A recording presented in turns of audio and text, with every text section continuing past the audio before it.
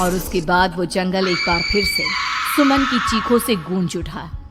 लेकिन आज की रात सुमन की चीखों को सुनने वाला वहां पर कोई भी नहीं था। अगर वहां पर कोई मौजूद था तो बस हरिया, जो कि अब एक भेड़िए में बदल चुका था। सुमन के बालों को पकड़कर घसीटते हुए वो जंगल के बीचों बीच एक जगह पर ले जा रहा था। अगली सुबह गांव में। अरे भाई, पता नहीं क्या बात है, अपने गांव का हरिया किसान और उसकी पत्नी सुमन दोनों गायब हैं। दोनों का कोई अता पता नहीं। अरे कैसी बातें कर रहे हो भाई, ये कब हुआ है? अरे पूरे गांव में खबर फैली पड़ी है। कल रात को दोनों खेत की तरफ जा रहे थे, लेकिन लौटकर आए ही नहीं। तो हो सकता है अपने खेत पर होंगे। पूरा गांव ढूंढ कर आया है भाई। जानते हो क्या मिला वहां पर? क्या हुआ भाई? क्या मिला? बताओ हमें क्या मिला? अरे हरिया की पत्नी सुमन के कपड़े पड़े हुए थे। शरीर का एक एक कपड़ा फटा हुआ झोपड़ी के बाहर पड़ा था, लेकिन दोनों पति पत्नी का कोई पता ठिकाना नहीं था। अरे भाई, लेकिन उसका जो दोस्त है ना रामू किसान, उससे पता करके आते हैं ना। अब तक तो दोनों साथ ही खेत पर जाया करते थे। हाँ, हमें उसके घर जाना चाहिए भाई। चलो चलो वहाँ चलते हैं, चलो। वो सारे लोग रामू के घर पर पहुंचते हैं। रामू अपने घर के बाहर बैठकर हुक्का पी रहा था। आज सारे के सारे लोग टोली बनाकर मेरे घर क्यों आ रहे हैं? क्या कोई मर गया क्या भाई? अरे कैसी बातें कर रहे हो? तुम्हारा सबसे अच्छा दोस्त हरिया और उसकी पत्नी गायब है और तुम यहाँ बैठकर हुक्का पिए जा रहे हो हैं? रामू ने अजीब सी नजरों से उन सब गांव वालों की तरफ देखा, जिसकी वजह से वो लोग एक बार के लिए डर गए। गायब है?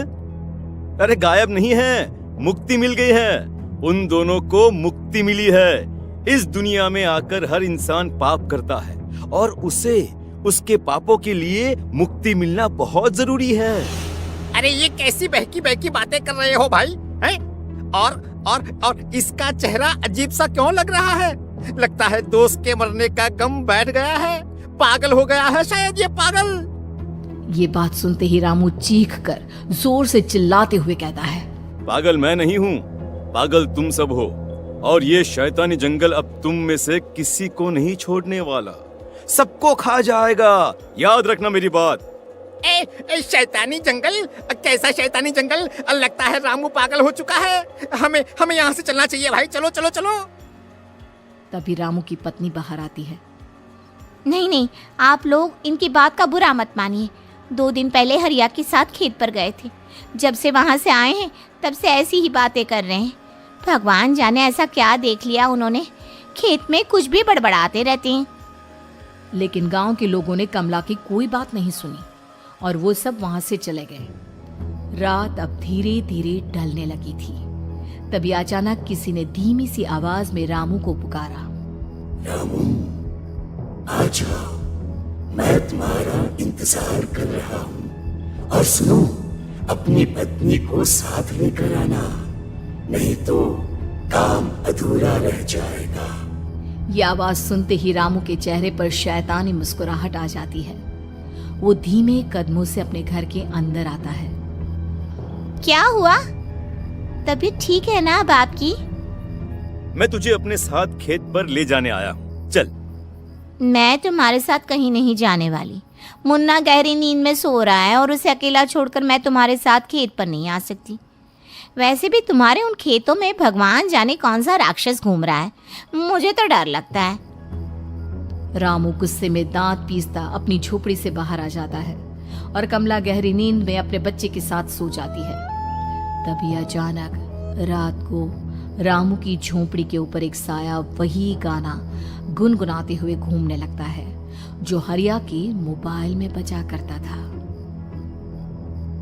मैं मौत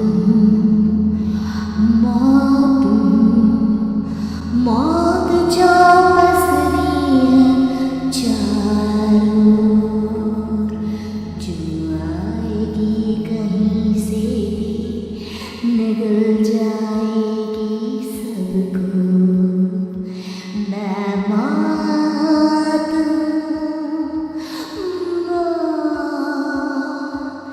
अब मैं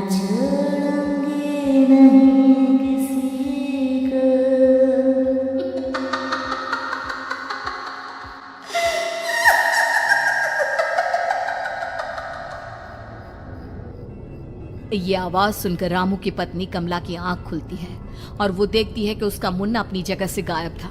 कमला चीखते हुए बाहर दौड़ कर आती है। वहां पर उसने देखा कि रामू ने अपने बच्चे को झोपड़ी के बाहर एक पेड़ से उल्टा लटकाया हुआ था और उसका बच्चा चीख चीख कर रो रहा था। वहीं दूसरी तरफ एक साया बच्चे के ठीक नीचे आग जलाकर उसके चारों तरफ हैवानों की तरफ नाच रहा था। छोड़ दो मेरे बच्चे को। अरे क्या कर रहे हो तुम? शर्म नहीं आती तुम्हें अपने ही बच्चे को इस तरह मौत के हवाले करते हुए? अपना बच्चा? किसने कहा ये मेरा बच्चा है? अरे ये तो उस रामू की औलाद है, इस गांव के किसान रामू की, और मेरी दुश्मनी इस गांव के हर इंसान के साथ है। क्या कैसी बात कर रहे हो तुम? और ये औरत कौन है? ये मेरे बच्चे को खा जाएगी। तभी अचानक से उस साया ने एक बेहद खतरनाक दिखने वाली औरत का रूप ले लिया और उसकी आंखों से आग निकल रही थी। सही पहचाना तूने, मैं तेरे बच्चे को खा जाऊंगी। अगर तू अपनी इस हैवान पति रामू के साथ जंगल नहीं आई तो मैं तेरे बच्चे को खा जाऊंगी। लेकिन क्यों? आखिर क्या चाहती हो तुम मुझसे? मुझे जंगल क्यों ले जाना चाहती हो? औरत बुरी तरह से ठहाके मार मार कर जोर जोर से हंसने लगी और साथ में रामू भी। ये तो तुझे वहाँ चलने के बाद ही पता चलेगा ना। अगर तू नहीं आई तो थोड़ी देर में तेरा ये बच्चा आग में जलकर मर जाएगा। चल जल्दी। नहीं नहीं, मेरे बच्चे को छोड़ दो।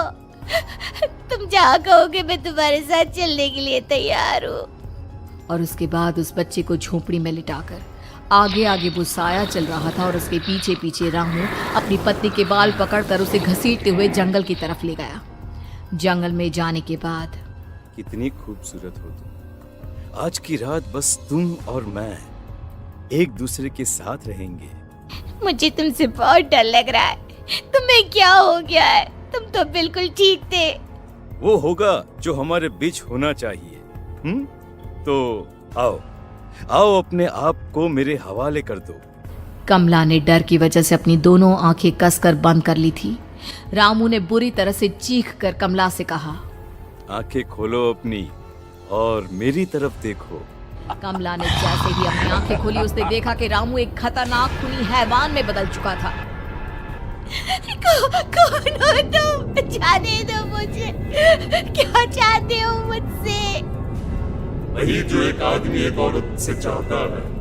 मैं तुम्हारा पति रामू नहीं, बल्कि इस जंगल का एक भेड़िया हूँ, और आज की रात तुम्हारे खून से अपनी प्यास बुझा जाऊं। और उसके बाद वो जंगल कमला की दर्दनाक चीखों से गूंज उठा। अगली सुबह कमला के कपड़े भी जंगल में उसी तरह पाए गए जैसे कि सुमन के पाए गए थे। इस घटना के बाद पूरे गांव में दहशत का माहौल था। अपने माँ बाप की मौत और गांव में हो रहे इस तरह की घटनाओं की खबर सुनकर किशन शहर से गांव लौट आया था। अपने माँ बाप की बेदर्द मौत की वजह से वो बहुत परेशान था। तभी अचानक उसे अपने घर में खाट के नीचे पड़ा हुआ वो मोबाइल फोन मिला जो उसने अपने पापा हरिया को गिफ्ट किया था। अरे कितने प्यार से पापा के लिए मोबाइल फोन लेकर आया था। इसे एक दिन भी काम में नहीं ले पाए। और आखिर कौन है जो गांव में इस तरह की हत्याएं कर रहा है? क्या है इन सब के पीछे? क्या है? मुझे पता करना ही होगा, वरना एक दिन पूरा का पूरा गांव खाली हो जाएगा। इस गांव में एक भी जिंदा इंसान नहीं बचेगा। गांव के लोगों की मदद करने के इरादे से किशन अपने गांव से दूर एक दूसरे गांव में बहुत बड़े तांत्रिक के पास मिलने के लिए गया। तांत्रिक बाबा, अब आप ही कुछ उपाय बता सकते हैं। भगवान जाने हमारे गांव को किसकी नजर लग गई है। नजर नहीं लगी है, किसी ने तुम्हारे गांव को बद्दुआ दी है। किसी सताई हुई आत्मा का प्रकोप है और अब वो पूरे गांव में किसी को नहीं छोड़ेगी जब तक उसकी आत्मा को शांति नहीं मिल जाती। अरे लेकिन ऐसा कौन है बाबा? किसकी आत्मा है और कैसे मिलेगी उसे शांति? मौत है, मौत कहीं से भी आएगी और सबको निगल जाएगी। इससे बचने का सिर्फ एक ही उपाय है, लेकिन उस उपाय को करना आसान नहीं होगा। जो भी उस उपाय को करने की कोशिश करेगा उसकी जान जा सकती है। भले ही मेरी जान चली जाए, लेकिन मैं अपने गांव के लोगों की जान बचाने की पूरी कोशिश करूंगा बाबा। तो ठीक है फिर, अगली अमावस की रात जैसा मैं कहता हूँ वैसा ही करना। अमावस की रात तांत्रिक के बताए अनुसार किशन अपने साथ केरोसिन लेकर जंगल की तरफ चल पड़ा। उसके हाथ में देवी के मंदिर का सिंदूर भी था। किशन जंगल के बीचों बीच पहुंचा। ये देखकर उसकी आंखें फटी की फटी रह गई। वहां एक उबलते पानी का तालाब था और कई लोगों की लाश लटक रही थी। किशन की माँ बाप की लाश भी वहीं थी। माँ, बापू, क्या हो गया? ये क्या हो गया? तभी वहां पर एक औरत और आदमी आते हैं। उन्हें देखकर किशन चौंक जाता है। गोपाल काका, आपकी तो 5 साल पहले मौत हो गई थी। और निर्मला काकी, आप? मौत तो हो गई थी, लेकिन तुम ये नहीं जानते कि हमारी मौत कैसे हुई थी। क्या कहना चाहते हैं आप? कुछ नहीं, बस ये जान लो कि अब इस गांव में कोई जिंदा नहीं बचेगा। लेकिन क्यों काकी? क्योंकि 5 साल पहले इन गांव वालों ने मुझे डायन बताकर पत्थर मार मार के मार डाला। मेरी कोई गलती नहीं थी। गांव का एक बच्चा क्या लापता हुआ, सारा इल्जाम मेरी पत्नी पे डाल दिया। और जब मैंने निर्मला की जान बचाने की कोशिश की तो मुझे भी मार डाला। आपके साथ ये बहुत गलत हुआ काकी, लेकिन आप जो कर रहे हैं वो भी सही नहीं है ना? तुम यहाँ से चले जाओ वरना तुम भी नहीं बचोगे। हमारी आत्मा पिछले 5 साल से मुक्ति के लिए भटक रही है। चले जाओ यहाँ से। मौका देखकर किशन सिंदूर उन दोनों के ऊपर डाल देता है। उनका शरीर जलने लगता है और वो भयानक तरीके से चिल्लाने लगते हैं। अगले ही पल किशन उनके ऊपर केरोसिन डाल देता है और वो दोनों जल जाते हैं।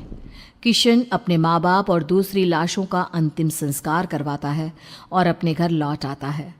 लेकिन वो अभी भी इस बात से अनजान है कि मोबाइल अभी भी बज रहा था। मैं मौत हूँ।